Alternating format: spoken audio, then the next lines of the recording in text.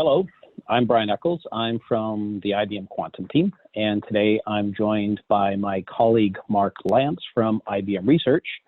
We hope you are enjoying SDC2020. We certainly are. A lot of excellent presentations and great opportunities to network and interact virtually. So in this session, Mark and I are going to team up and tell you about a couple of things. Firstly, I'll tell you the basics of quantum computing and how you can access real quantum computers and experiment with them, play with them for free. And then after that, Mark is going to tell you about post-quantum cryptography and quantum safe tape technology. So a lot of good stuff. Let's get started. In this first section, what we will cover is a very high level basics of quantum technology, the road to quantum advantage, where quantum computers begin to be used for real workloads and applications, what we think some of those early applications are going to be. We'll take a look at a real quantum computing system and see what some of the components are, what makes it so very, very different from today's existing systems. We'll learn a little bit about Qiskit, which is an open source software development kit for quantum computing. You'll get a peek at the IBM Q experience, which is where you can use real quantum computers, start to build quantum skills. And we'll hear a little bit about the Qiskit community and resources available to developers, which, could be you if you want to try out some of those quantum computers. So I'm sure you've heard about quantum computing, don't know your level of awareness or understanding about those. They're pretty different. They're fundamentally different from our existing systems. What our existing computation and data storage and data usage systems do is absolutely amazing. It's very phenomenal. At the end of the day, they all run off of ones and zeros in the transistors. There might be a very, very large number of them, and they do amazing things. They perform amazing calculations and use information and data in wonderful ways, but it also always comes back to those ones and zeros. With quantum computing, we're applying a different principle. We are applying quantums, or qubits, and rather than representing ones and zeros, they're representing a couple of complex numbers at the same time. Sometimes you might hear 1 and 0 at the same time. Well, what that kind of refers to is if you look at this Flock sphere and this line, a couple of axes on that sphere. So how much of a 0 do you have and how much of a 1 do you have? Again, representing a couple of complex numbers at the same time, that's way more complicated than simple ones and zeros. Now, when you do that, when you understand how to do that, you apply these principles of superposition and interference and entanglement, then you're able to do computations which are just simply out of bounds of classical computations and your ones and zeros. We do use quantum gates. They're different kinds of gates than what we have in the classical world, and you'll see a few examples of those. So very, very different. The world's been at this for a few decades now. The systems are getting real. And, why should we do this? Why put all this effort into it when the systems we have, which are pretty good? Well, as an example, if we're to represent a caffeine molecule, which isn't really a very large molecule, if we wanted to completely represent the molecular configuration, we would, with a quantum computer, we could do it with 160 logical qubits. So there's a difference between physical qubits and logical qubits. So when you hear numbers of qubits today, maybe you read an article, it's talking about physical qubits. There's an overhead between physical qubits and logical qubits, which is currently, about 10 to the third, so it's not small. But, there are roadmaps turning that into the logical qubits. Enough of that. To completely represent that caffeine molecule, we'll need a quantum computer with 160 qubits. If we were to try to do that with the same accuracy on a classical system, what we have today, we'd need approximately 10 to the 48 bits. And to do that with a machine using current technologies, we'd need a computer, about 1% to 10% the size of the Earth. So that will never happen. I'm quite confident that before I pass this Earth, we're not going to have a computer that large. However, me personally, I'm fairly confident that, by the time I pass, or, much sooner than that, we will have quantum computers with, in the range of 160 logical qubits.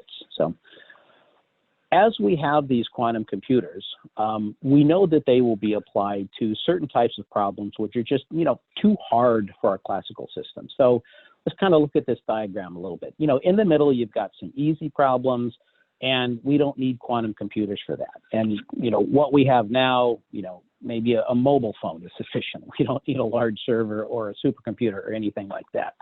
As the problems get harder, then we need larger and larger and more sophisticated systems. Now, at some point, we start to think, well, maybe we need to be doing computation in a slightly different way. So that's this darker blue oval. These are problems which are quantum possible. And one that we already know about is factoring. You'll hear a little bit more about that. Shor's algorithm, which says, well, hey, we can factor large numbers relatively easily if we had a quantum computer. Well, we're starting to have quantum computers. At some point, we'll have quantum systems and the software and the algorithms and the understandings that will be able to solve problems, new problems or existing problems in different ways that no matter how large they get, our existing systems just won't be able to do the job. And some early applications of these, chemistry, other physical, materials, optimization in another area, simulating quantum mechanics. The universe itself is quantum mechanical. So we're not over here on the right yet, but we and others, in the world, there's a lot of exciting work going on there, have roadmaps, have ideas on how to create these, how to invent these, deploy them, build the skills, and get over to this area where quantum computers are solving problems which, otherwise would be impossible to solve. What kinds of problems? Different people will tell you different things, but more or less you'll see these four kinds of similar buckets. So one is modeling physical processes of nature, things like chemistry, physics. Part of that has to do with where the idea of quantum computing came from, applying it to model those quantum mechanical properties of nature. Another bucket is significantly more scenario simulations. Think Monte Carlo in this area. Optimization, that could be a very large bucket, could cover a whole lot. Logistics, it could be trades. If I'm a financial institution, we'll put factoring in there as well.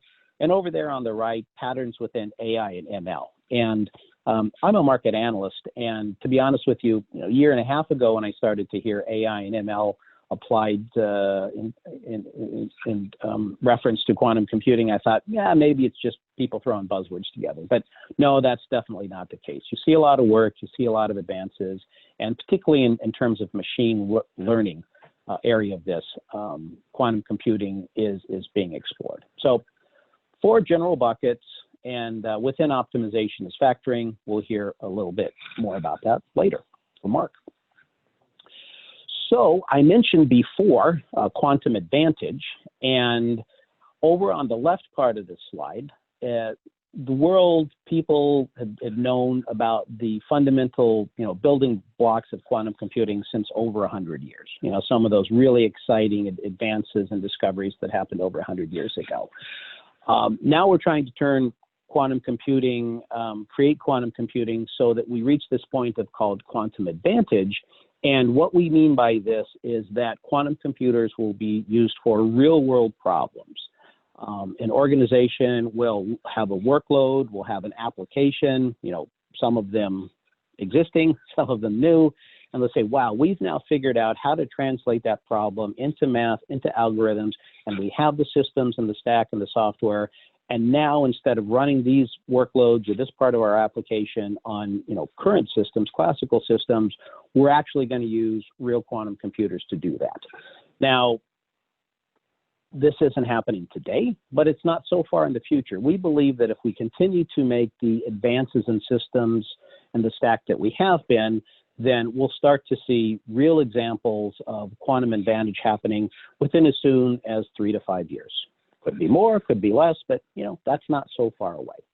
So right now, we Others in the world, maybe some of you, are what we call the quantum ready stage. So really preparing for that time when there's the intersection of the systems have gotten more powerful and the understanding of how to translate problems into quantum computing intersect, and we reach those quantum advantage. So the quantum ready means, inventing the systems, inventing the software, or for a lot of people, building those developer skills, building that understanding of how quantum computers work, how to make those algorithms. So, every day there's more and more people involved in that.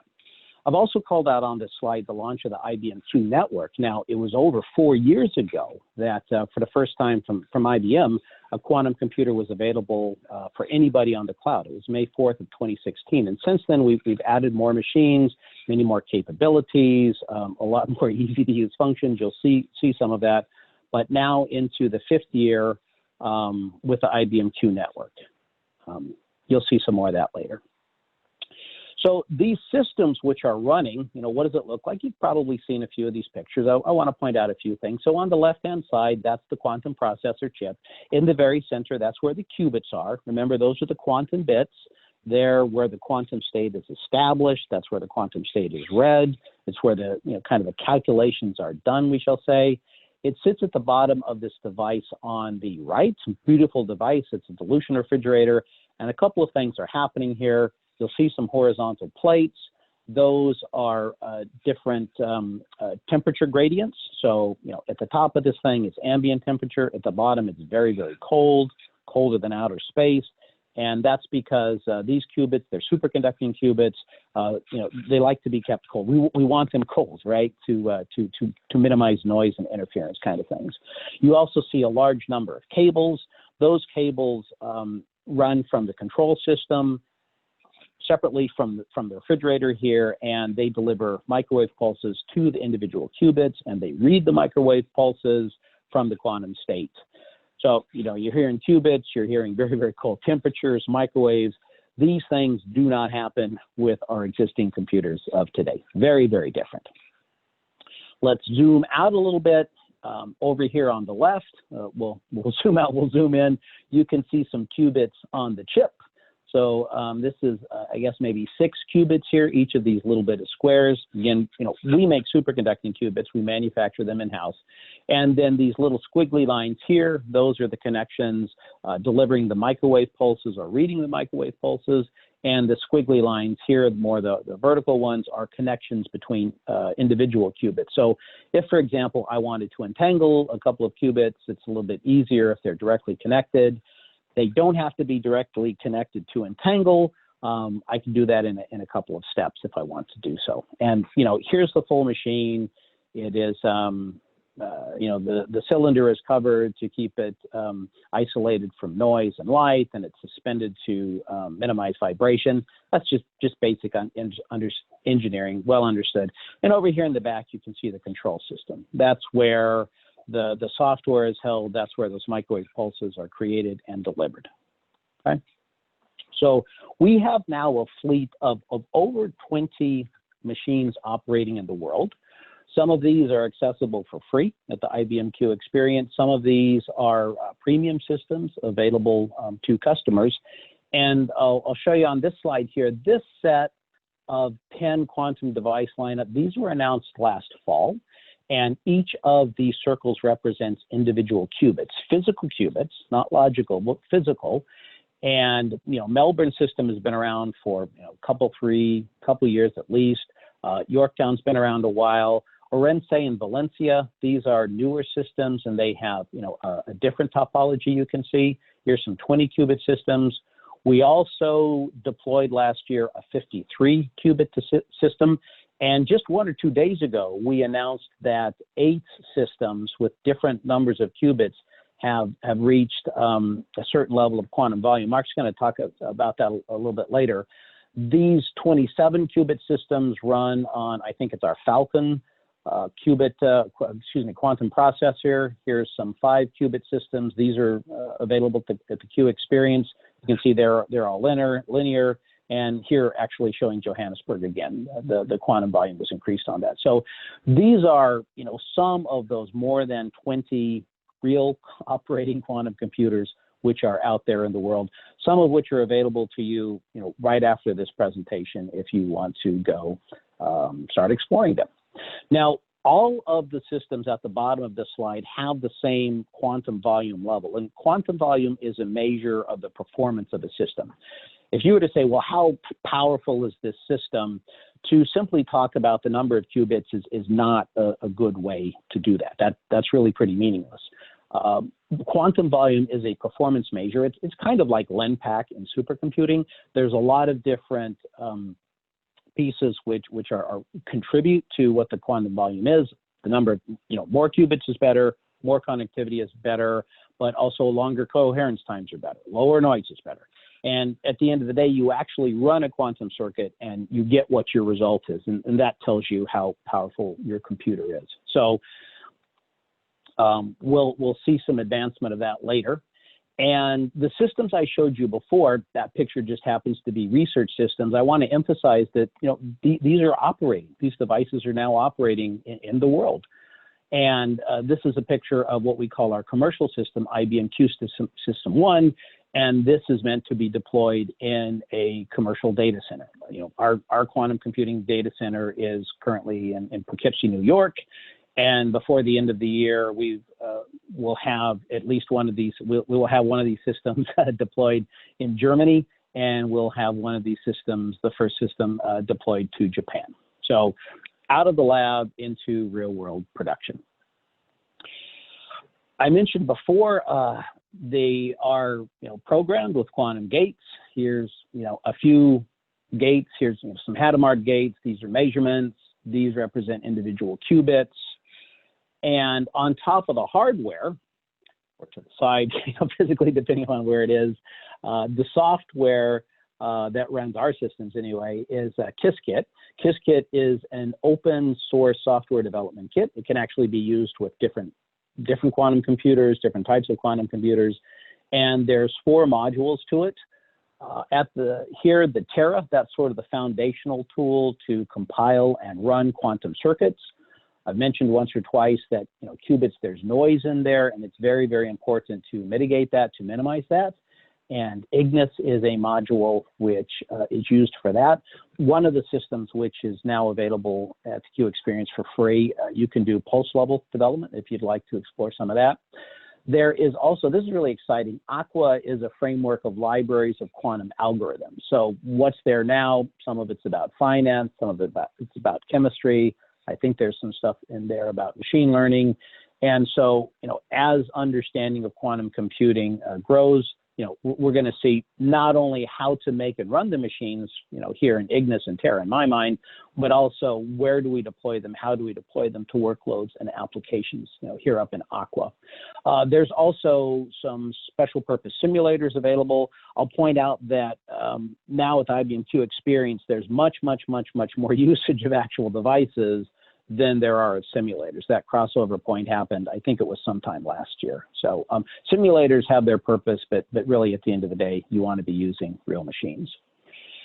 Qiskit, again, it is open source. It's available at GitHub. If any of you are enthusiastic enough, you would like to go contribute to Qiskit, that would be great. It's very active platform, and a lot of forks, a lot of development going on. I'm not sure what version it is right now, but there's always additions and new features being added to it.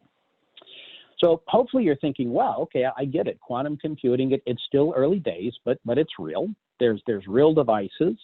A lot of people, IBM and others are learning about how to make these things, how to use these things. There's software available. There's gates.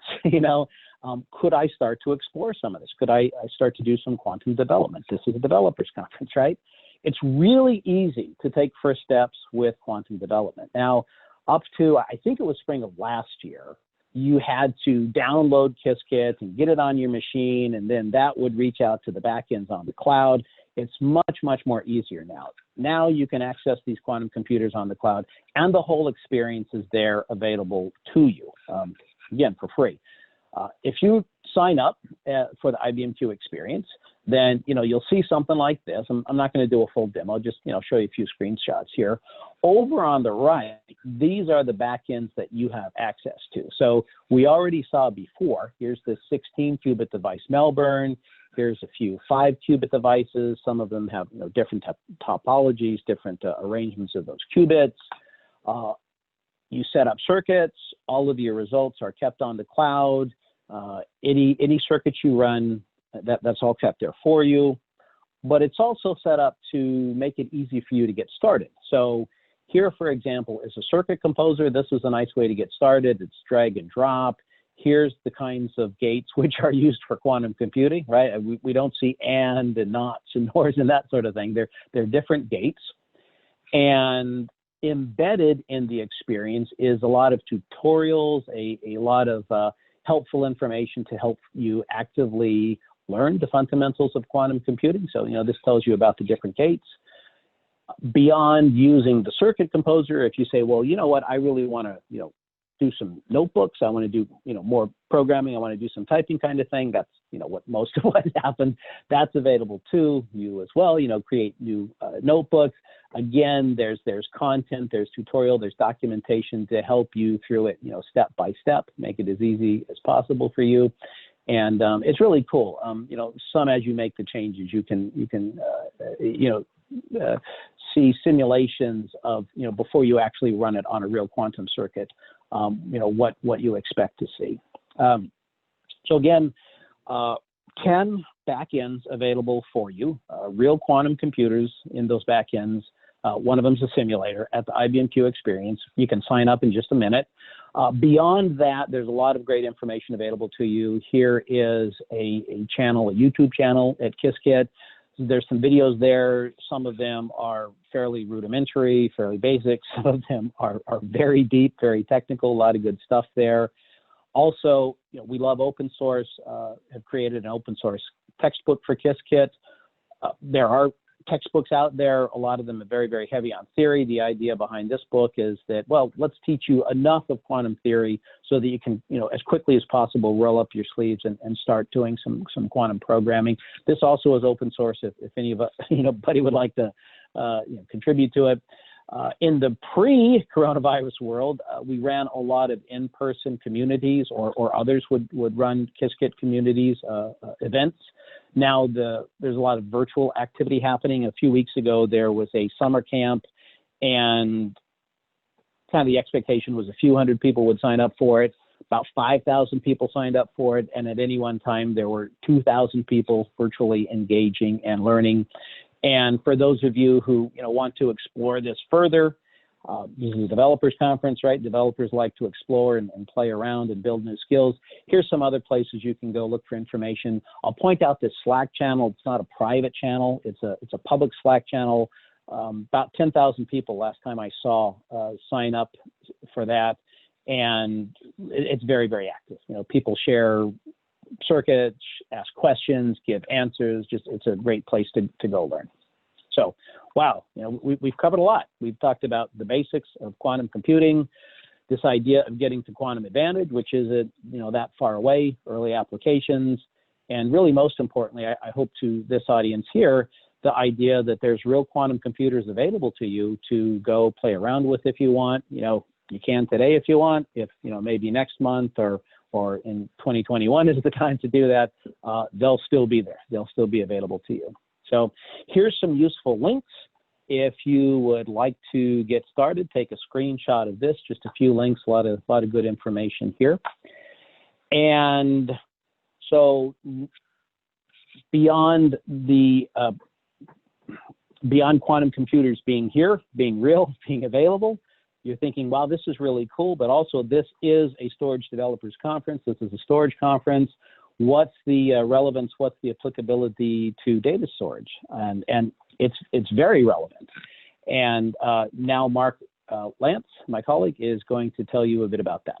Perfect. Thanks a lot, Brian. So in the second part of this presentation, as Brian mentioned, I'd like to talk about some of the security risks that are posed by potential future quantum computers, and more specifically talk about some of the solutions to that, post-quantum cryptography and work we've been doing on quantum computing safe tape technology.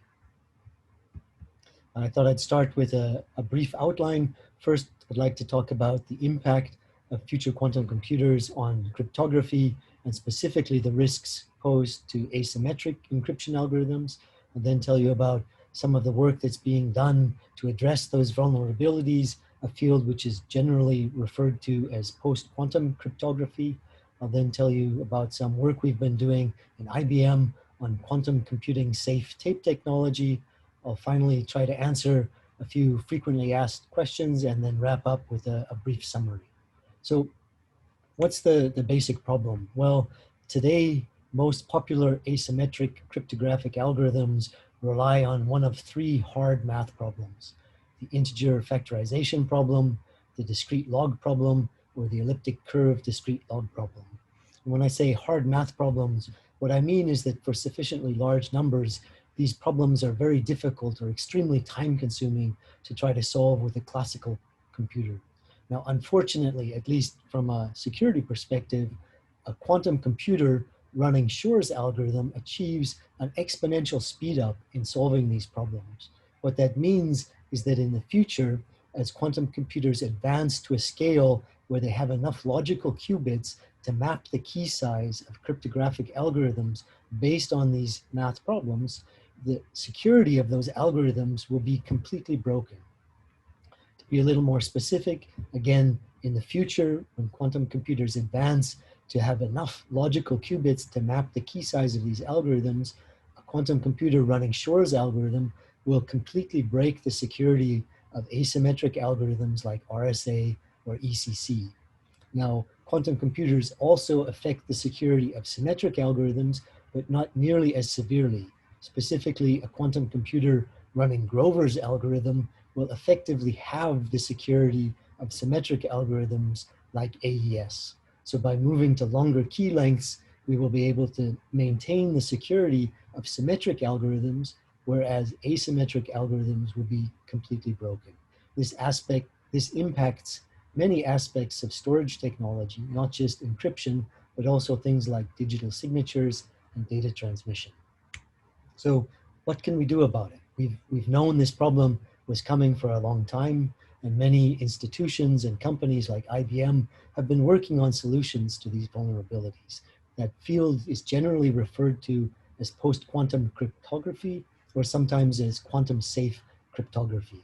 And all of these post-quantum cryptographic algorithms are based on hard math problems that are conjectured to be quantum resistant. IBM's approach is based on the shortest, closest vector problem, what's also often referred to as lattice-based cryptography. Now, this problem is closely related to two other problems that have actually been widely studied since the 1980s and have not succumbed to any algorithmic attacks, either classical or quantum. And this gives us some confidence in the security of algorithms, cryptographic algorithms, based on this type of problem. There's also a relatively advanced standardization effort underway at NIST to standardize post-quantum cryptographic algorithms. It started back in 2016 with a call for proposals. There were 82 submissions to that call. 69 of those actually met the criteria and were entered into a first round of evaluation. At the end of that evaluation round, 26 of those proposals were selected for a second round of evaluation. And then very recently, NIST has announced 7 finalists for a third round of evaluation, with 8 alternate algorithms that could potentially be considered in a fourth round of evaluation if that's necessary. But the current expectation is that this third round of evaluation will last 12 to 18 months, after which a standards drafting phase will begin. Now, of these 7 finalist algorithms in the third round of evaluation, 4 of them are public key encryption and key establishment algorithms, and 3 are for digital signatures. Now, 3 of these finalist algorithms are actually from IBM-affiliated consortium submissions. 2 of them are part of the Crystals package, the cryptographic suite for algebraic lattices. Crystals Kyber is a CCA secure key encapsulation mechanism. and crystals dilithium is a digital signature scheme. Similarly, Falcon is an alternative digital signature scheme. All three of these algorithms are finalists in the round 3 of NIST's standardization process. It's also worth noting that several other standards organizations are currently ramping up their own post-quantum cryptographic standardization efforts. So today, quantum computers aren't large enough to actually threaten the security of symmetric or asymmetric cryptographic algorithms. So a very important question is when will such large quantum machines exist? And unfortunately, that's very difficult to predict because it actually depends on advances in many different fields, which are all advancing in parallel. For example, the algorithms running on the quantum machine itself are very important, but also the quantum hardware plays a huge role. Advances in technologies like quantum error correction, improvements in the coherence times of the qubits themselves, or the qubit density, or basic advances in qubit technology in general, all contribute to how powerful a quantum machine is. But one thing that's very important to realize is that the size of a quantum computer that will be required to threaten the security of a given algorithm actually depends on the size of the keys for that algorithm.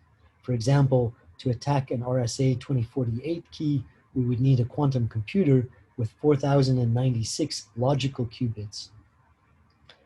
For comparison, to attack an ECC224, we only need 1,300 logical qubits. So many fewer qubits are required to attack shorter key lengths, which means that ECC cryptography will actually be at risk earlier than RSA.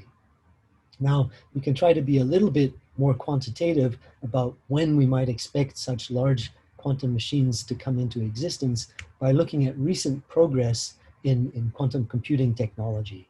Now, this is a plot of advances in quantum volume as a function of time. Brian already mentioned that this metric of quantum volume combines many different metrics like the number of qubits and things like gate and measurement noise into a single metric that tries to capture how powerful a quantum computer is. And as you can see from the plot, over the last several years, we've been seeing exponential growth in quantum volume. And in fact, very recently, IBM has just announced a new quantum system with a quantum volume of 64, which is twice that of our previous record. So if this kind of exponential growth continues at a similar rate into the future, we expect that in about 8 to 10 years, quantum machines will have advanced to the point where they will completely break the security of asymmetric encryption algorithms. However, if progress slows down a little bit, it may take longer, perhaps even up to 20 years. Now, 8 to 10 or 20 years sounds like a very long time. However, for storage technologies like tape technology, which are very often used to archive data for long periods of time, up to decades, and which also use a combination of symmetric and asymmetric encryption to achieve security while also maintaining accessibility and portability of the data, there's actually a more urgent need to begin developing quantum computing safe cryptographic solutions for this type of storage technology now. And this is exactly what we've been doing. In fact, last summer, IBM announced a prototype of the world's first quantum computing safe tape drive.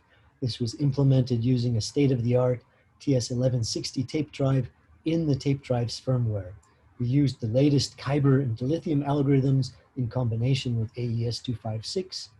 And as I mentioned before, Kyber and dilithium are both finalists in this third round of evaluation in NIST's standardization process. In our prototype, we used Kyber for the secure transport of keys between the tape drive and the key manager. Dilithium was used in a kind of hybrid scheme with current signatures for authentication between the tape drive and the key manager and for verification of the tape drive firmware. Finally, the data written to tape was encrypted using AES-256 encryption. So how and when will this technology be released? Well, these new algorithms were actually implemented in the tape drive's firmware, which means potentially we could release the technology as a firmware upgrade for existing tape drives, and or we could include it in the firmware of future tape drives. And currently, IBM is monitoring how the NIST standardization process and other standardization efforts progress before we make any commercialization plans. But our intent is really to release this quantum computing safe tape technologies well before quantum computers have advanced sufficiently to break current asymmetric encryption schemes. So should you worry about your current data that's stored on tape? Well, definitely not. Encrypted data stored on tape is currently considered secure. However, what's important is to realize that in the future, as quantum computers advance, this data will very likely become insecure, and therefore that data will need to be migrated to tapes encrypted using quantum computing safe technology. What about other storage technologies like HDD or optical storage? Well, most encrypted storage systems use a combination of symmetric and asymmetric encryption. And each storage system really needs to be analyzed individually to understand where future vulnerabilities might arise. However, for technologies like HDD or SSD that have relatively shorter lifetimes of 3 to 5 years that require data to be more frequently migrated, that provides a kind of more natural path to address these types of vulnerabilities in the future as data is migrated from one system to newer storage systems with new media. In contrast, technologies like tape or optical disc that have much longer media lifetimes and are often used for archiving data for periods of up to decades, it's important to be aware of these future vulnerabilities, to monitor how the technologies are progressing, and to plan to migrate the data in these stored in such systems to quantum computing safe technologies before these vulnerabilities arise. What about other security concerns like the transmission of data from one site to another? Well, data transmission is typically protected with symmetric encryption algorithms like AES. However, most protocols that generate the AES keys actually use a protocol based on asymmetric public key encryption. And so in the future, these protocols will need to be replaced by quantum computing safe protocols to really ensure the security of the data. So in summary, at the current rates of progress in quantum computing, we expect that asymmetric cryptographic algorithms that are popular today will become completely insecure.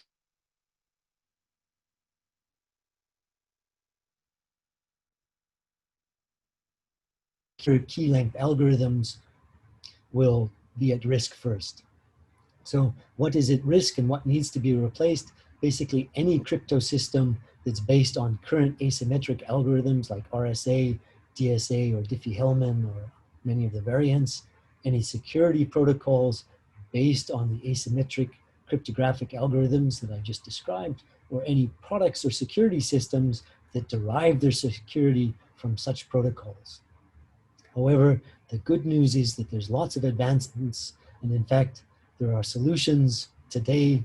In fact, our demonstration of a quantum computing safe tape drive has demonstrated that it's both practical and achievable to replace existing asymmetric cryptographic algorithms with post-quantum alternatives and even run them in the relatively small processor available in a tape drive. And with that, I'd like to thank you for your attention.